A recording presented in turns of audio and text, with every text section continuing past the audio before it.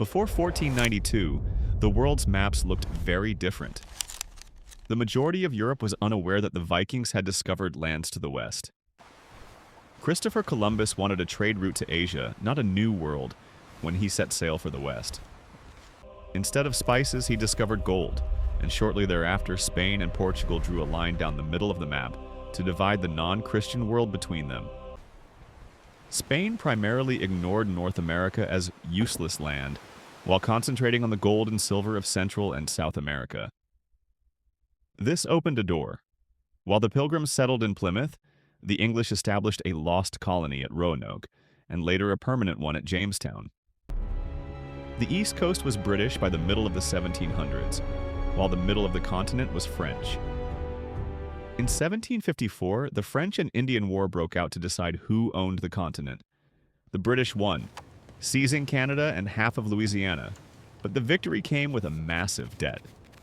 To pay for it, Britain began taxing the colonies without giving them a vote. A revolution was sparked by this. On July 4th, 1776, Americans declared independence. Only half of the battle was winning the war. The first attempt at a government was a complete mess, with 13 colonies acting like 13 independent countries. In 1789, the Founding Fathers drafted a new constitution and elected George Washington as its first president in an effort to save the failing nation. How did a small nation on the coast expand so quickly? It started with a deal in France. Although he needed money to fight Britain, Napoleon Bonaparte desired a North American empire. He sold the entire Louisiana territory, double the size of the U.S., to America for just $15 million.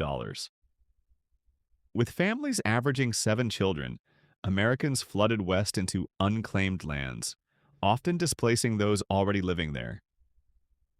In 1819, the U.S. bought Florida from Spain. By 1845, after Texas joined the Union and a subsequent war with Mexico, the United States had seized the northern territories of Mexico and split the Oregon Territory with the British. In just 50 years, the nation stretched from sea to sea. Conflict resulted from expansion, particularly over slavery. In the North, it was increasingly seen as an evil that must be stopped, while in the South, it was the backbone of the economy.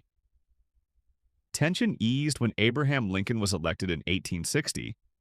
Most slave states separated, leading to a brutal civil war. Slavery was abolished, the North prevailed, and the nation was reunified by force. Despite the tragedy of Lincoln's assassination, expansion didn't stop. The United States of America bought Alaska from the Russian Tsar for $7 million in a last-minute deal. By the late 1800s, America began looking across the ocean. Hawaii was taken over by businessmen, and while some feared abuse of power, others argued that someone else would take the islands if America didn't. The United States of America declared war on Spain in 1898 after a baffling explosion on a warship in Cuba.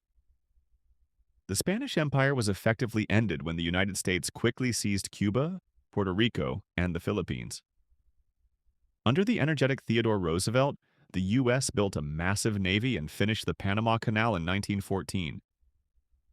The nation that had been ignored before the outbreak of World War I had grown to become the most powerful and prosperous nation in history,